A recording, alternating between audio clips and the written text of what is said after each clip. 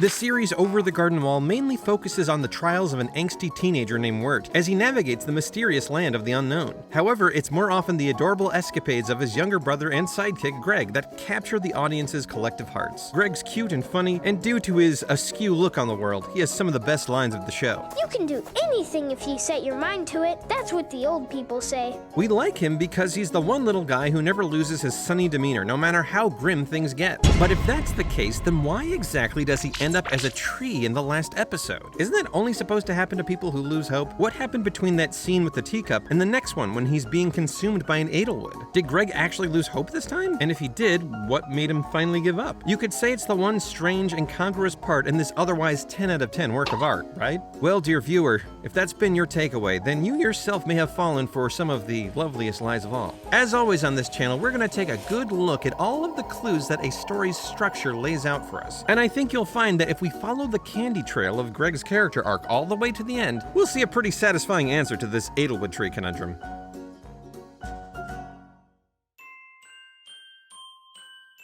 Throughout the story, Greg appears as the optimistic foil to Wirt's relentless, gloomy introspection. Within the first few episodes, at the introduction of his character arc, we get a pretty good idea of how Greg's positive attitude can contrast with his anxious counterparts, but surprisingly not always for the best. For example, while Wirt tends to become paralyzed by his over-analytical mind, Greg is too impulsive to question his actions at all. He's always running off and getting distracted by everything. He spends the entire show trying out different names on his frog to fit whatever whim he has at the moment. And when he's given the opportunity to make a wish, or at least what he thinks is a wish, he makes capricious requests with no sign of forethought, only what sounds interesting to him at the time. Can you turn me into a tiger? Sure, he's got a positive outlook, but it's at the cost of his own future. Another way the two brothers differ is that while Wirt is afraid of everything and everyone, Greg is too naive to even know that he's in danger. He wants to talk to the creepy axe-wielding man in the middle of the woods. He spanks this dog monster as if that will do anything to help their situation. He doesn't at all seem to be fazed by Beatrice's suspicious coldness towards him. He quite brazenly tells a town of the undead that he committed a crime against their land. And although he seems to be a bit frightened occasionally, his response to nearly getting eaten is, You have beautiful eyes. Sure, he's being positive, but at the cost of his own safety. Now, one could make the argument that Greg was more or less right in these particular circumstances, but this is just Act 1. Things get more complicated later. Yes! I am invincible! One last and perhaps most important way that Greg is different from Wirt is that while Wirt has a moral compass that corrects his more selfish thoughts, Greg is too innocent to know right from wrong. When we first hear Greg speak, he's in the middle of trying to come up with the worst name to give his frog. He attacks the woodsman after he's proven himself an ally, and of course there's the very first time we see Greg, all the way at the beginning. He's stealing a rock from his neighbor, Mrs. Daniels, a rock that he brandishes around the entire story, spreading false information. Did you know that if you soak a raisin in grape juice, it turns into a grape? It's a rock fact. Sure, he's got a positive attitude, but at the cost of everyone else's well-being. Greg is the id to Wirt's superego. Wirt has a hard set of rules that he lives by at the expense of his own happiness, and Greg has no rules. He just chases his impulses. While this makes Greg a perpetual beacon of positivity, other people are left in his wake having to deal with the consequences of his whims. It's not until they meet Beatrice that his carefree behavior even comes into question.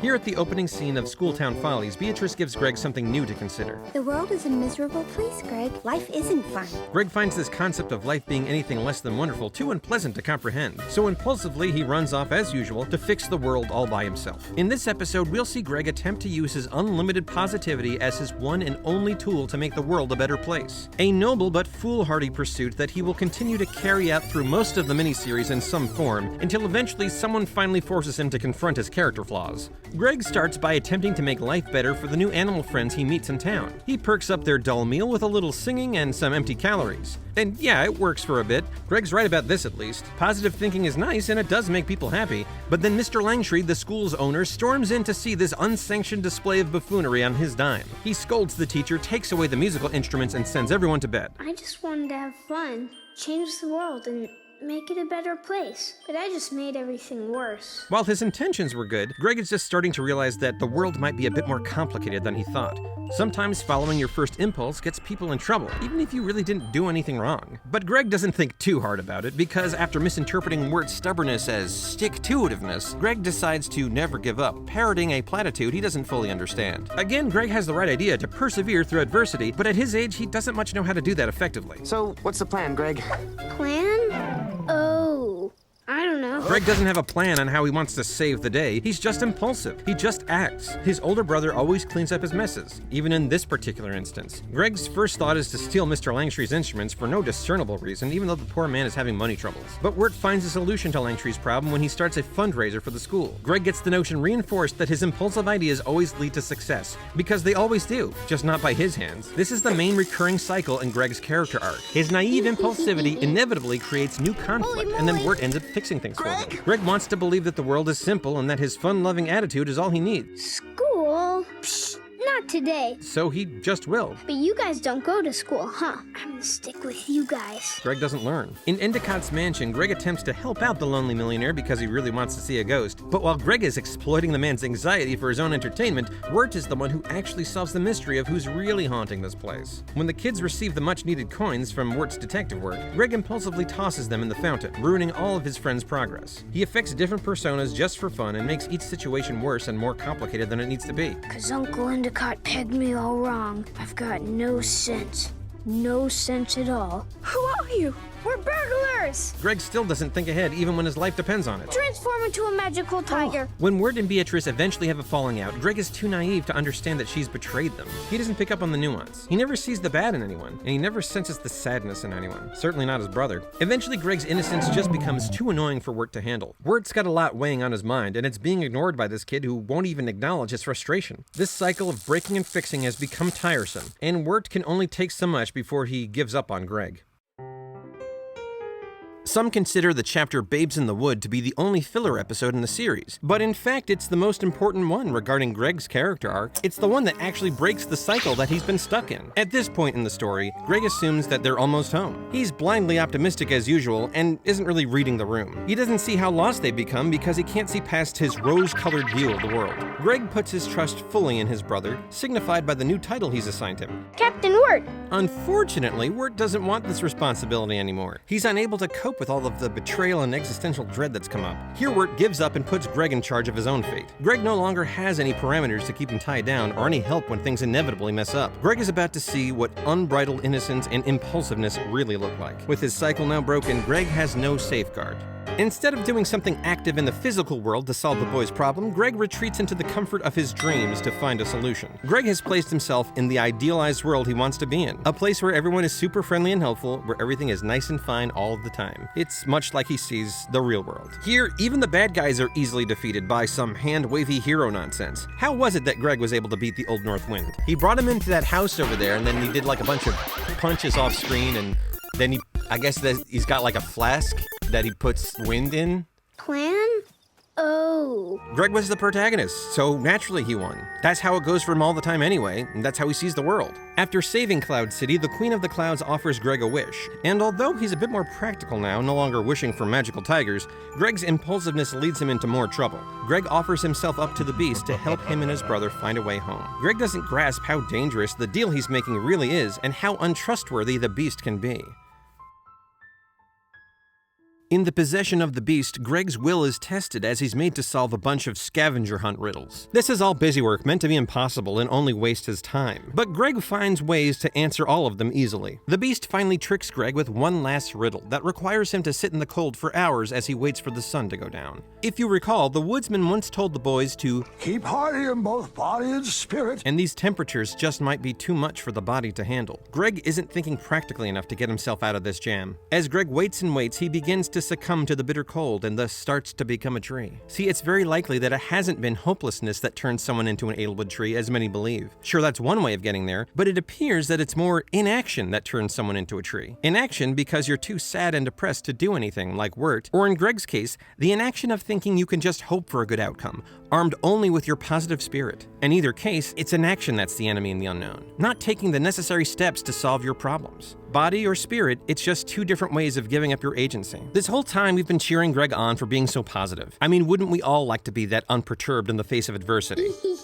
Greg's got the right idea, right? Nah, he doesn't. There's nothing wrong with being cheerful, but Greg's ignorance has been making everyone's life worse, and it's not solving anything on its own. In the past, he's come up with a half-baked idea and then just waited for someone else to fix it for him. Now Greg's here waiting, and no one is coming to fix his problem for him. So what is it that actually happens between the teacup scene and the tree scene? seen. Based on what's shown, we can infer that Greg has come to understand that his impulsiveness and positive attitude were not enough this time. Sitting around waiting and doing nothing didn't solve a thing. It only froze him. Greg has learned that the world is more complicated than he thought. It's not the rainbow-laden cloud world he's dreamed of. Maybe sometimes the world really can be a miserable place. Some people are not very nice, and most problems require more than just cute platitudes and cheeky puns. With this sad realization, Greg has at last become introspective and a bit more like his brother. When we see Greg again, he has a new outlook on life. Greg recognizes that he stole Mrs. Daniels' rock at the start of his adventure. His impulsivity hurt someone else. Greg is finally able to reflect on what he's been doing this whole time.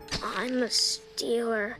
With this story beat, Greg has lost his innocence. Not to get all biblical on you like I did with the last Over the Garden Wall video, but it feels like this mini-series is pulling inspiration not just from Dante's Inferno, but also Paradise Lost, another Bible fanfic epic poem. Greg has been cast out of his own Garden of Eden. He's tasted from the tree and has now the knowledge of good and evil. No, I was just eating leaves. Now Greg feels guilt and shame for the first time, as Adam and Eve did. But this realization isn't exactly a divine punishment for disobeying the rules. It's just a necessary element of becoming an adult. It's a little bit of a downer ending as we close out Greg's plot. He couldn't change his ways in time to save himself in this adventure, but he still learned a valuable lesson that he's luckily able to walk away from when Wirt solves Greg's problem for him one last time. And after this epiphany, Greg finally settles on a name for his frog friend. We gotta get Jason Funderburker home, right? Jason Funderburker.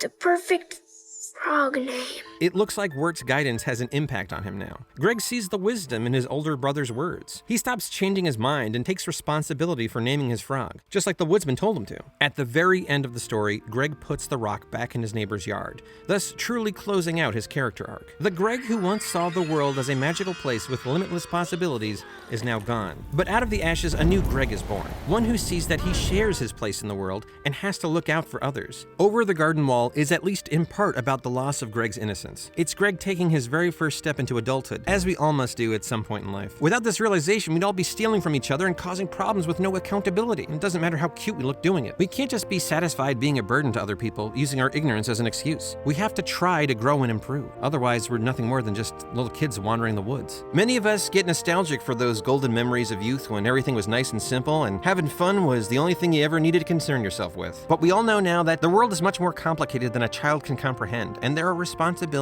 we all eventually have to take up. The innocent days of childhood were always lies, but I think it's these lies that the great frog composer Jason Funderburker once called the loveliest lies of all. So if you ever find yourself feeling nostalgic for your younger days, remember that you can always let me know in the comments if you'd like me to make a video about the story structure of Don Bluth movies. You remember him, An American Tail, Land Before Time, the rest? No? No one? Okay. I guess I'll just go turn into a pile of bones. Anyway, here's a big hour-long Over the Garden Wall video all about Wirt. Yes, that'll keep the algorithm happy. Hey, while you're at it, play it at half speed. That's gotta count for something, right?